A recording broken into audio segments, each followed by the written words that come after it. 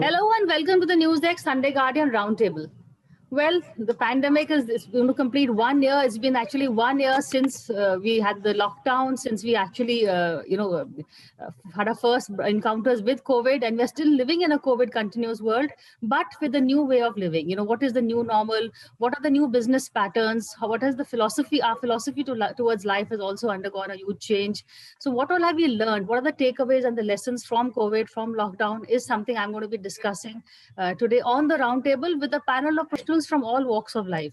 Joining me is Pranjal Sharma. He is the author of India Automated. He's a columnist and an economist, policy wonk, and of course, someone who's a very familiar face on Roundtable. Anjul Bhandare, she is, of course, we know her from her label, Anjul Bhandare. She's a designer who specializes in chikankari work from the Awadh region. Diya Bajaj, she's a partner producer at DJs. She's been actually working in satellite TV since its inception, and we've all, the popular Jassi Jaisa Koi Nahi was produced by her. And she's also ventured into the digital arena. In fact, her show, which began post-lockdown, Meri Dad Ki Dulhania, is back on Sony Entertainment. Anshu Bahanda, she's the founder of Wellness Curated. She runs, in fact, Anshu did a career change. She was first in the art world, and she, post-pandemic, she's ventured into the wellness world and the digital world also. She runs a podcast on wellness, and her Instagram is on Wellness Curated One, where we see her blogs and her interactions with various therapists and people from the wellness industry. Shahana Basu, she's an international corporate lawyer. She's also a consultant at the World Bank and a columnist. So Shahana, it's really been, what is the new normal really? How do you see things post-pandemic? What are the takeaways that you learned professionally? How we are doing business? Thank you, Priya. It's great to be on your show again. I think we'd done this show some months ago now, where we had talked about the impacts of the pandemic. And continuing on that, I think some of the main trends, I think work from home has been a big trend. And I think that is going to continue. I think most businesses, have seen the virtue now of having people work from home, and they've also cut down on their costs. So I think they've all ramped up on their technology platforms. Everyone has got used to doing WebEx and Zooms. And I think that trend is going to continue. I think, number one, there's going to be a lot more hoteling. So which means that people will have less commercial office space, and people will share their offices. You won't have your own offices, but you go in 2 days a week. Someone else uses that space 3 days a week. I think that's going to be the model going forward, which is like a hybrid model of in-person and virtual life. I think that will continue. Number two, I think business travel is going to be a lot less. I think companies have realized that they can do most of their work by virtually, and there is no really any need to spend that much. So I think that's number two. Number three, I think Zoom fatigue is real. I think people are getting tired of being on Zoom all the time. And I think that's going to continue a lot more. I think people are going to look for more avenues of making things much more interactive. I think visuals, I think there's going to be a lot more engaging, a lot more focus on engagement virtually. So I think those trends are definitely going to continue. And that also links to fashion. I think, our fashion world, which has changed from, like comfortable clothes, I think we're still used to that. I think, post-pandemic, I think people are going to love to go back to dressing up, but I think comfort is going to remain very much center. I think that's something we'll carry forward. So take Anjul on your last bit, especially because, Anjul is specialized in high-end fashion. We've got all film stars, everybody. I've been seeing your shows on television. Your outfits on a lot of TV serials and shows, also a lot of designer film stars wearing it. So and wedding season is on also, Anjul. So what can you take off from where Shahana left off in terms of fashion? Shahana is really right on saying that the things have really changed over time, over the last year. But when it comes to weddings, how much ever we may think that, sitting at home doing Zoom calls, we want to be very comfortable, and the whole new thing taking forward from here is going to be comfort clothes and this. At the end of the day, when you're going for a wedding, it doesn't matter. You still want to wear your ghagras, your lehengas, and you want to look your best. So the weddings, by the grace of God, are never going to happen on Zoom. Thank you for that. And so you will have to dress up and go for the wedding. And when it comes to comfort, that is not the key there. When it comes to high-end fashion, when it comes to doing the couture, when people want to be looking glam, they have to be dressed in a certain way. which is great, which works great for us as designers, because, in fact, if you really ask me, it's a great place to be at this point of time, because the people who are doing the high-end fashion are making that kind of fashion and making that kind of money to take that forward and do the couture line. Because how much ever the small the wedding may be, but the bride really needs to dress up. The immediate family still needs to dress up. There is that 50 people who are going to be there on the weddings. So that the spending power may have gone down. People may not want to spend a huge amount on a lehenga, which the girl would have done when she was spending on a 1,000 people wedding. But still, she still needs to be looking that same glam self, because the pictures are still going to stay. So, and just one more question: how in terms of trying on clothes and all? I mean, this wedding lehenga is not something you order online. You really want to touch it, feel it, and absolutely. How does that work? When it comes to high-end fashion, you really want to do the touch feel. You're spending a lot of money on them. So that touch feel is still there. So people are coming back. The trials are happening. We are doing all that. That is all normal. That has gone back to a normal. I mean, for us, the work surely has increased, because when we are giving, we need to completely fumigate the whole office. The studio gets fumigated before the appointments. Everything is on prior appointments. The clothes are sanitized before they are put on the bride, even after they've been put up on the bride. So that way the commercials have gone up. But still, that's the new normal which we need to follow, which is great. If you come to think of it for health reasons, it's fabulous.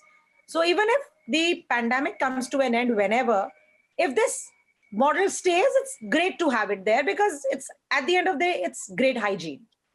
So I take that from there as a plus, that, okay, at least we've learned something good out of it.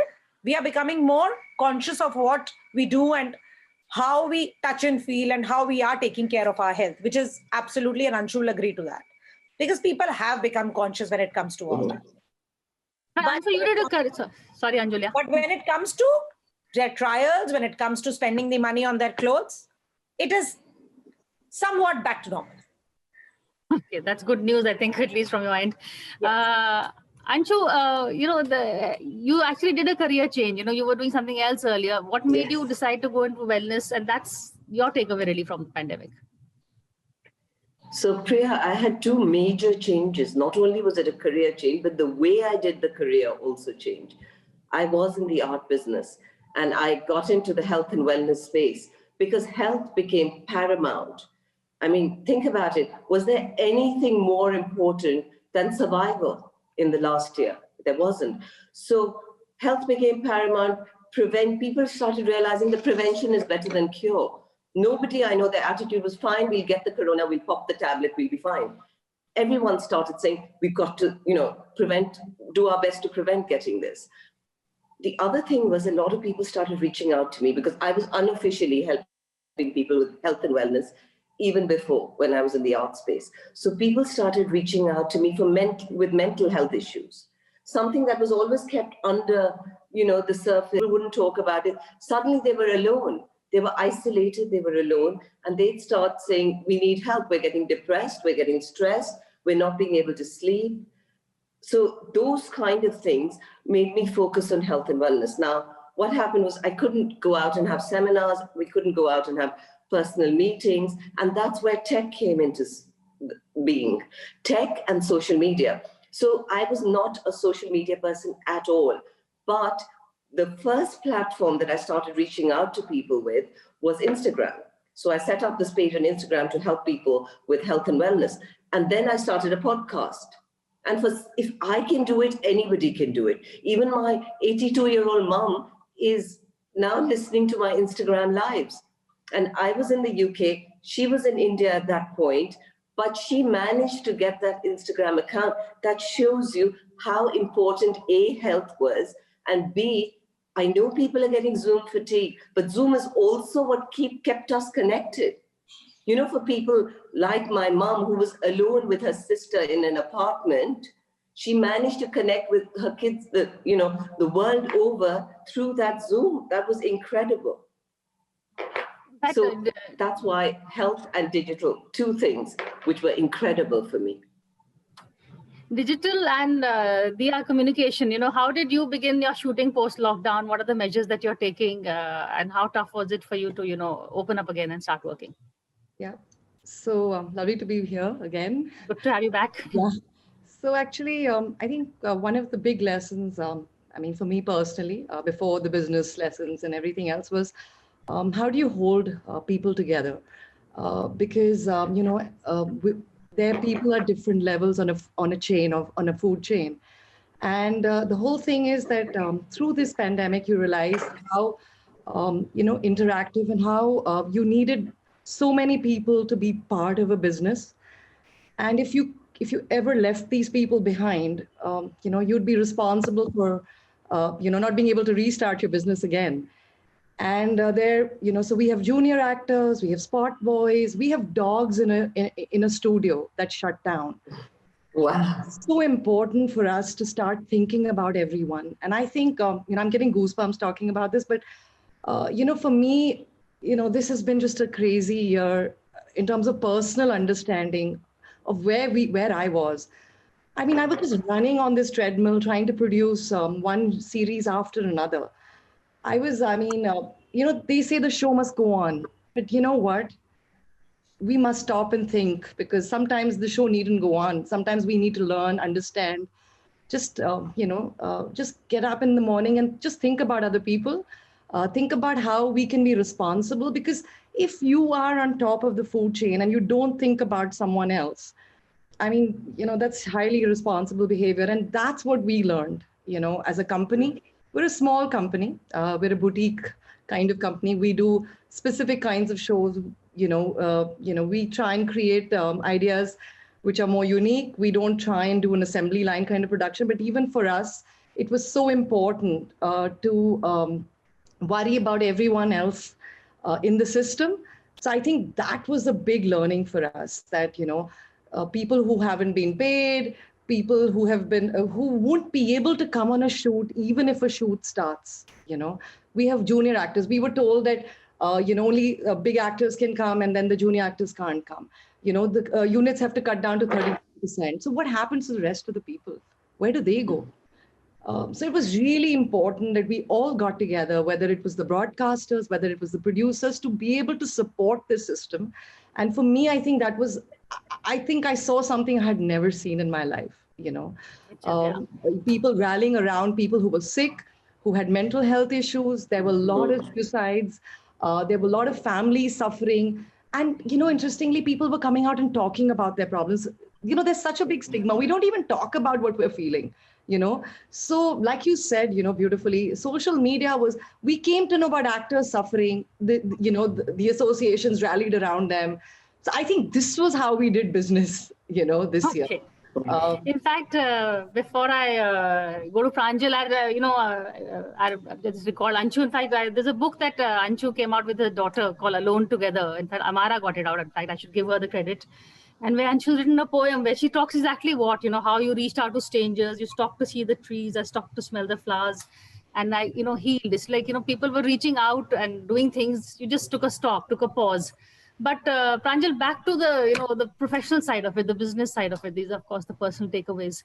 What do you see has changed in the there are 2 points. All of that has been said. I think our worlds got restricted, or maybe not so restricted, with 3 screens.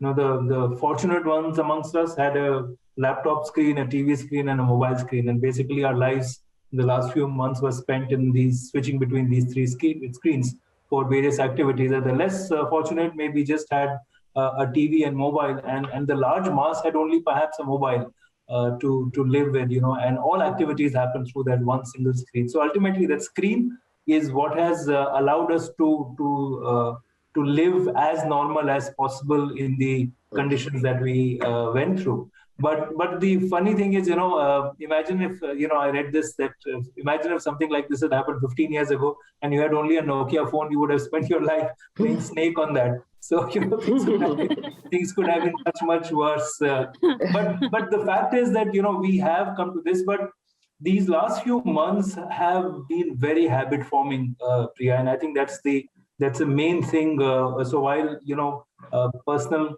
challenges of mental health, physical health were there, of course, but in terms of people as citizens and people as consumers, I think we have gone through several habit forming phases.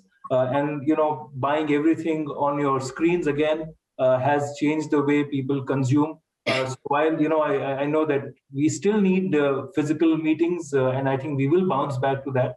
But in the recent months, we've seen a tremendous increase in the way digital commerce has picked up for nearly every product. So all of us who had hesitations about buying even perhaps furniture to buying a small pack of juice, everything from this entire range, you can buy a refrigerator to a small pack of juice, a Tetra Pak. We've become very comfortable in ordering it online or on the phone. Earlier, we didn't want to do that. So across the country and even across the world, some of these changes are likely to stay for much longer than we realize. But Shahana, just from what Pranjal said, he says the fact is that digital way in terms of it's not just professional but even online education. Tell us how you do your legal work online. How does that work? How does that work out? I think legal work has been very seamless. It's like any other profession. Legal work was always done, like you would always have documentation exchanged over email or over digitization, and then you would have negotiations in person. But now negotiations, everything is done by Zoom. So it has actually been very, very seamless. It has made actually, in many ways, it's made the digitalization trend a lot more seamless. I think the technology platforms have really lived up to their promise in that sense. And to add to what Pranjal was saying, I think that it is true that, like, for example, contactless sort of purchasing has become the norm now, or having cashierless checkouts.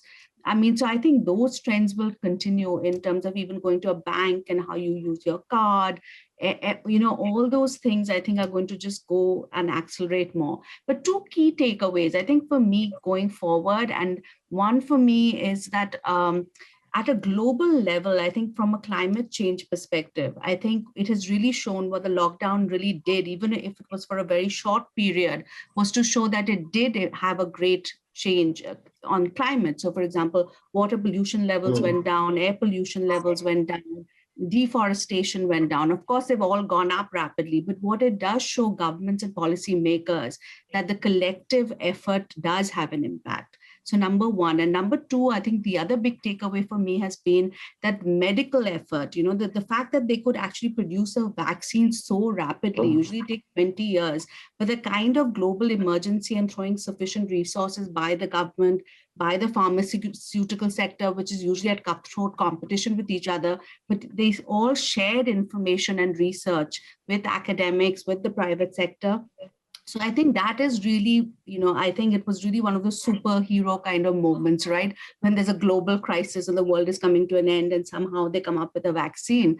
And I think that is really, again, for humanity over profit. I think it's a great example in our lifetimes to see that outside the movie world, where you actually see something like that happening. So I think those are some really good sort of, I think, from a policy perspective as well, to see these things can happen, the cooperation amongst government, private sector, and individuals. Okay. Anjul, the takeaway in terms of consumer behavior, what have you noticed? Or you're hoping it's all back to normal? No, Priya, let's not be, thinking that everything will actually bounce back immediately back to normal. That's not going to happen. There are, as Pranjal and Shahana have said, that their new normals have actually changed. But if you think about it, as they are very beautifully put it across, that there have been a lot of personal takeaways from this whole thing.